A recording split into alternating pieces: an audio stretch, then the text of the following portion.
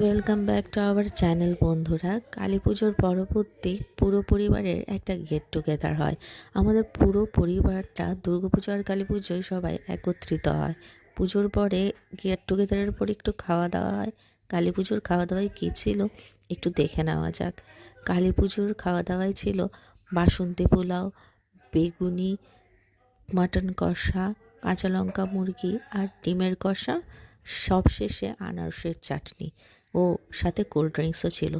সবাই কিন্তু খুব ভালোভাবে তৃপ্তি করে খেয়েছে। সবার খাওয়া দাওয়ার পর সবার মুখটা একটু দেখে নিক। সবার মনে হচ্ছে খাওয়া দাওয়াটা পছন্দই হয়েছিল। আর আমি সার্ভিংয়ে ব্যস্ত ছিলাম আর সবাই আনন্দ করে খাচ্ছিল। কালী পুজোর পরে সবার এই রকম গেট টুগেদারটা সবাইকে সবার কাছাকাছি নিয়ে আসে। আর সবথেকে আনন্দ হয় বাচ্চাদের। ভিডিওটি কেমন লাগলো জানিও।